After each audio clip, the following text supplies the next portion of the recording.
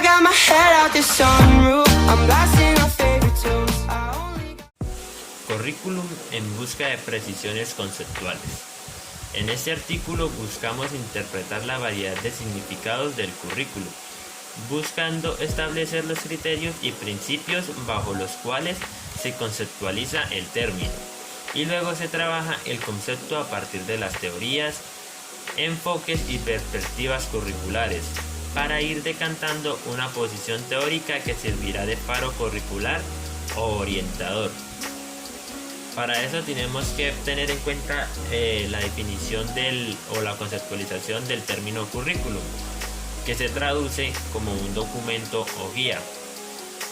Y según Rodrigo Diegues, nos dice que lo podemos agrupar de cursos o contenidos, como por ejemplo el plan general de una institución, como cursos y experiencias planificadas, como una serie estructurada de metas o propósitos educativos, también como programas de actividades, y por último como documentos escritos del programa educativo. Los significados se clasifican en diferentes categorías. La primera categoría es de centrados en la organización del saber. Es una relación de autores centrados en la organización de la acción que exige experiencias. Sus significados se mueven alrededor de experiencias y acciones o actividades. Intervención de instrumento de control social y oportunidades de aprendizaje. Un ejemplo es el de comunicar los principios y características de un propósito educativo, de tal modo que esté abierto a un análisis crítico y es posible su eficaz trasladándolo a la práctica. Esto dicho por Stenhouse en 1976. Luego tenemos la segunda categoría, que se centra en la organización de la acción que exige experiencias. Sus significados se mueven alrededor de las relaciones de un conjunto de dimensiones tales como lo son los contextos y los objetivos, conteniendo metodologías de la evaluación.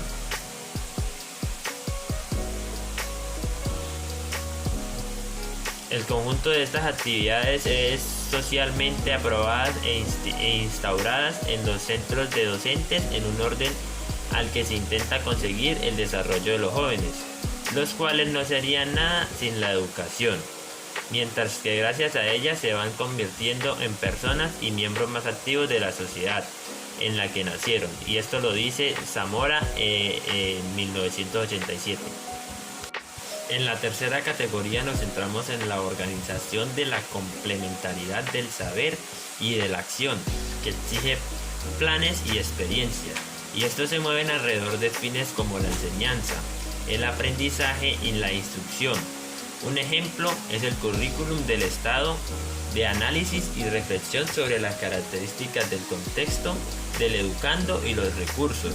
También puede ser la definición, tanto como explícita como la implícita, de los fines y los objetivos educativos. La especialización de los medios y los procedimientos propuestos para accionar racionalmente los recursos humanos, materiales, informativos, financieros, temporales, organizativos, también entran de esta manera que logren los fines propuestos, y esto lo dice Arredondo en 1981. Categoría número 1. Centrados en la organización del saber con los planes fin-enseñanza. En cuanto a autores centrados en la organización de la acción, experiencias con fin de eficacia, sus significados del para qué del currículo se mueven alrededor de fines como alcances, logros, éxito, eficacia, control social e intervención. Un claro ejemplo de esto podría ser un plan que normatiza y conduce explícitamente un proceso concreto y determinado de enseñanza, aprendizaje que se desarrolla en una institución educativa. La categoría número 2 es centrados en la organización de la acción con experiencias fin eficacia. De autores centrados en la organización de la complementariedad del saber y de la acción. Sus significados del para qué el currículo se mueven alrededor de formación integral, construcción de identidad cultural nacional, regional y local. Un ejemplo puede ser un intento de comunicar los principios y características de un proceso educativo de tal modo que esté abierto a un análisis crítico y posibilite un eficaz traslado a la práctica. Categoría 3. Centrados en la organización de la complementariedad del saber y de la acción con planes y experiencias de información integral. La segunda Ley General de Educación en Colombia de 1994 es un conjunto de criterios, planes de estudio, programas, metodologías y procesos que contribuyen a la formación integral y a la construcción de la identidad cultural, nacional, regional y local, incluyendo también los recursos humanos, académicos y físicos para poner en práctica las políticas y llevar a cabo el proyecto educativo institucional. Hasta aquí hemos visto algunos significados de currículo en torno de dos aspectos centrales, lo que es y lo que hace. Estas definiciones, de acuerdo a Magrenzo y a Donoso en 1992, estarían reflejando una concepción de hombre, de sociedad y de valores, las cuales se mueven alrededor del fin de formación que pretende cada idea o creencia de currículo. Donoso P. Él piensa las concepciones curriculares desde el terreno de las ideologías que tienen los diseñadores y orientadores de los currículos. De esa manera analiza 4 concepciones curriculares. A. La ideología del enfoque de la eficiencia social. B. La ideología del enfoque académico. C. La ideología centrada en el alumno. D. La ideología de reconstrucción social, cuales presentamos de manera sucinta a continuación. A. La ideología del enfoque de la eficiencia social. El desarrollo curricular debería ser un instrumento científico para satisfacer las necesidades de un cliente, la sociedad. El desarrollador de currículo se compromete en 2 tipos de actividades. Una implica el descubrimiento de objetivos terminales para el currículo, lo que satisfaga las necesidades de su cliente. La otra implica el diseño científico de las experiencias de aprendizaje y una secuenciación de esas experiencias de aprendizaje para lograr los objetivos terminales del currículo de la manera más eficiente y efectiva que sea posible alcanzar un producto, el hombre educado. B. La ideología del enfoque académico. El diseño curricular busca integrar desde las disciplinas académicas el mundo del intelecto y el mundo del conocimiento.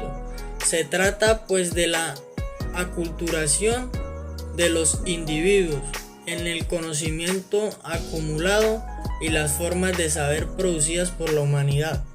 El mayor interés es construir currículos que reflejen la esencia de las disciplinas. C. La ideología centrada en el alumno. Los currículos parten de las necesidades e intereses del niño, joven individual, su naturaleza innata. El alumno es visto como un sujeto capaz de su propio crecimiento que actualiza sus capacidades mediante la educación. Es objetivo central del currículo el crecimiento del estudiante conforme a las leyes de su existencia para desde allí producir aprendizajes sanos, virtuosos y beneficiosos. El niño es esencialmente bueno por naturaleza. D. La ideología de reconstrucción social. Los seguidores de la ideología de la reconstrucción social asumen a la sociedad actual como enferma y en crisis, de lo cual se deduce también la crisis de la verdad, el conocimiento, el hombre y su educación. La ideología de la reconstrucción social tiene su fundamentación en 3 principios. La experiencia humana está mayormente delineada por factores culturales. Segundo, la verdad y el conocimiento dependen de criterios basados en consensos sociales definidos por los supuestos culturales de cada sociedad. 3. La educación es una función de la sociedad que debe ser interpretada en el contexto particular de la cultura. En el plano de la teorización curricular tenemos lo que son los códigos, los tipos y las perspectivas. Empezamos primero sabiendo lo que son los códigos de la elaboración. Según Moya, en 1999, construye el concepto de los códigos de la elaboración a partir del Lauder, para quien el concepto de código curricular es el conjunto homogéneo de principios según los cuales se forma la selección y organización junto con los métodos de transmisión. Y de ellos se distinguen 5 grandes códigos curriculares, el cual es el código clásico, el código realista, el código moral, el código racionalista y el código invisible. Y también tenemos lo que son las características centrales del código de la elaboración según Heredado, que se dividen en dos: los principios de la organización del saber y los principios de la organización de la acción. En los principios de la organización del saber tenemos que es el principio de aislamiento y simplificación, y aísla al sujeto del objeto, al objeto de su entorno y al objeto de su entorno. Y en los principios de la organización de la acción tenemos como principio de descomposición y diferenciación la jerarquía funcional de las tareas de tecnificación.